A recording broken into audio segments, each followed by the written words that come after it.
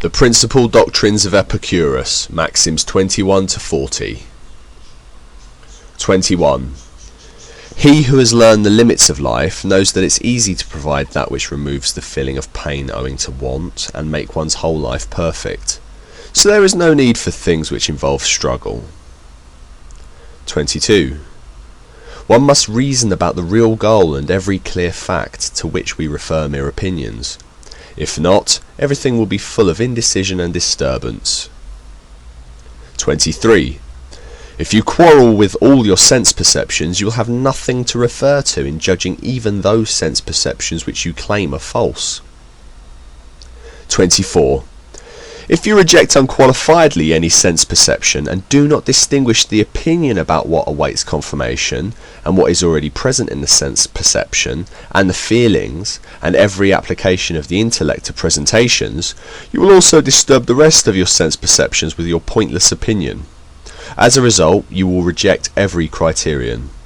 If, on the other hand, in your conceptions formed by opinion, you affirm everything that awaits confirmation as well as what does not, you will not avoid falsehood, so that you will be in the position of maintaining every disputable point in every decision about what is and is not correct. 25. If you do not, on every occasion, refer each of your actions to the goal of nature, but instead turn prematurely to some other criterion in avoiding or pursuing things, your actions will not be consistent with your reasoning. 26. The desires which do not bring a feeling of pain when not fulfilled are not necessary, but the desire for them is easy to dispel when they are seen to be hard to achieve or to produce harm. 27. Of the things which wisdom provides for the blessedness of one's whole life, by far the greatest is the possession of friendship. 28. The same understanding produces confidence about there being nothing terrible which is eternal or even long-lasting, and has also realized that security amid even these limited bad things is most easily achieved through friendship. 29. Of desires, some are natural and necessary, some natural and not necessary, and some neither natural nor necessary, but occurring as a result of groundless opinion. 30. Among natural desires, those which do not lead to a feeling of pain if not fulfilled, and about which there is an intense effort, these are produced by groundless opinion, and they fail to be dissolved not because of their own nature, but because of the groundless opinions of mankind. 31.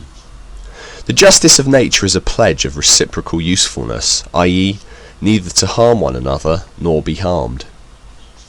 32. There was no justice or injustice with respect to all those animals which were unable to make pacts about neither harming one another nor being harmed. Similarly, there was no justice or injustice for all those nations which were unable or unwilling to make pacts about neither harming one another nor being harmed. 33. Justice was not a thing in its own right, but exists in mutual dealings in whatever place there is a pact about neither harming one another nor being harmed. 34. Injustice is not a bad thing in its own right, but only because of the fear produced by the suspicion that one will not escape the notice of those assigned to punish such actions. 35. It is impossible for someone who secretly does something which men agreed not to do, in order to avoid harming one another or being harmed, to be confident that he will escape detection, even if in current circumstances he escapes detection 10,000 times. For, until his death, it will be uncertain whether he will continue to escape detection. 36. In general outline, justice is the same for everyone, for it was something useful in mutual associations. But with respect to the particularities of a region, or of other relevant causes, it does not follow that the same thing is just for everyone. 37. Of actions believed to be just, that whose usefulness in circumstances of mutual associations is supported by the testimony of experience has the attribute of serving as just, whether it is the same for everyone or not.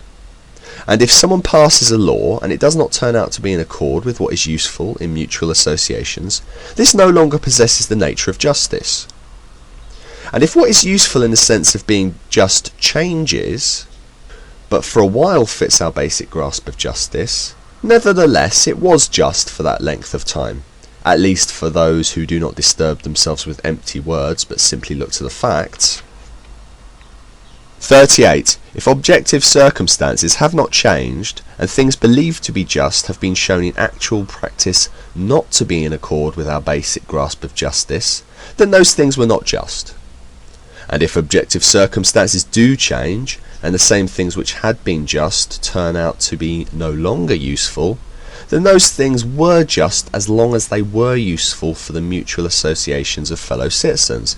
But later, when they were not useful, they were no longer just. 39. The man who has made the best arrangements for confidence about external threats is he who has made the manageable things akin to himself, and has at least made the unmanageable things not alien to himself. But he avoided all contact with things for which not even this could be managed, and he drove out of his life everything which it profited him to drive out. 40. All those who had the power to acquire the greatest confidence from the threats posed by their neighbours also thereby lived together most pleasantly with the surest guarantee. And since they enjoyed the fullest sense of belonging, they did not grieve the early death of the departed, as though it called for pity,